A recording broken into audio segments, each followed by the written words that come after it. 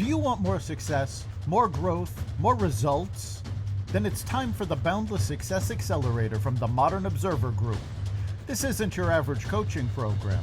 It's where top performers come to dominate. Weekly group sessions, on-demand coaching, a community that's got your back, and a power-packed library of tools to supercharge your business and career. No more excuses, no more waiting. Get in, level up, and start building the life you've been dreaming about. Visit us at modernobserver.com/boundlesssuccess to join today. Let's get you to the next level. We're here because the news is being distorted. We're here because people are being inundated with misinformation on social media. We're here because people are being judged guilty until proven innocent. We are fighting back with facts. This is not a safe zone, so buckle up, Buttercup. This is the raw, naked truth.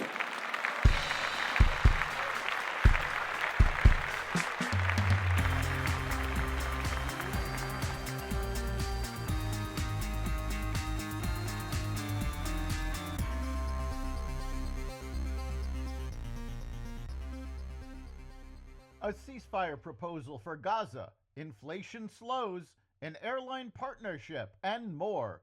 Welcome to the Raw Naked Truth. I'm your host, Eric Lopkin, and here's the news you need to know.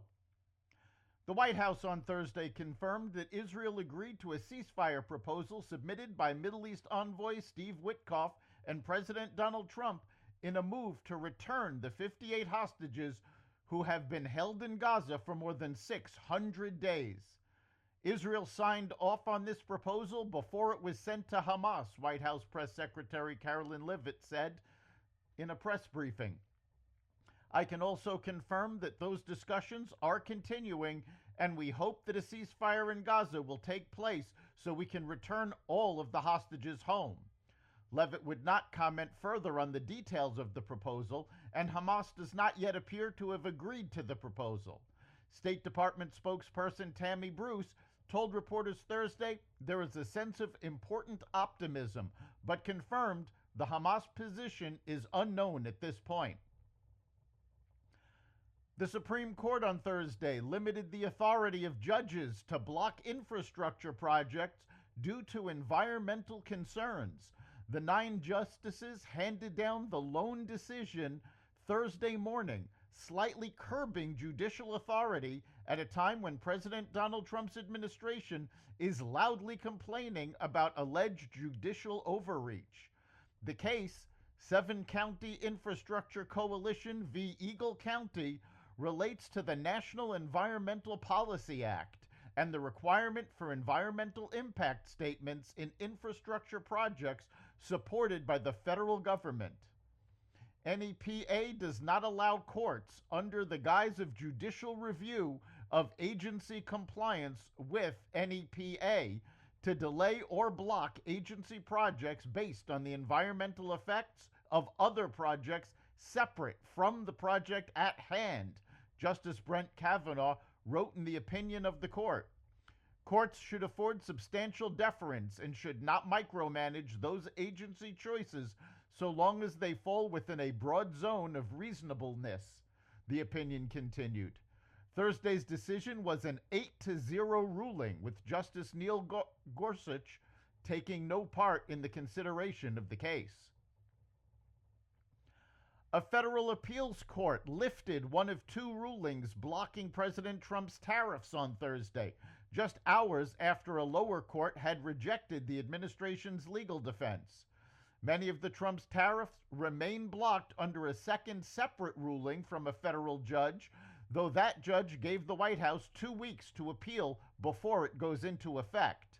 On Wednesday, the Court of International Trade ruled that Trump didn't have the emergency authority he had used to impose tariffs around the world. That was the ruling temporarily overturned Thursday by the appeals court.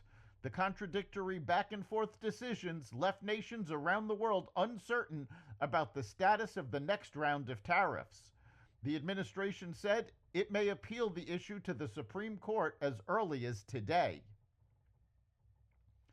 The inflation rate slipped to 2.1% in April, lower than expected, the Commerce Department reported today. the Personal Consumption Expenditures Price Index, which is the Federal Reserve's key inflation measure, increased just 0.1% for the month, putting the annual inflation rate at 2.1%. The monthly reading was in line with the Dow Jones Consensus forecast, while the annual level was 0.1% lower. Excluding food and energy, the core reading that tends to get even greater focus from Fed policymakers showed readings of 0.1% and 2.5% against respective estimates of 0.1% and 2.6%.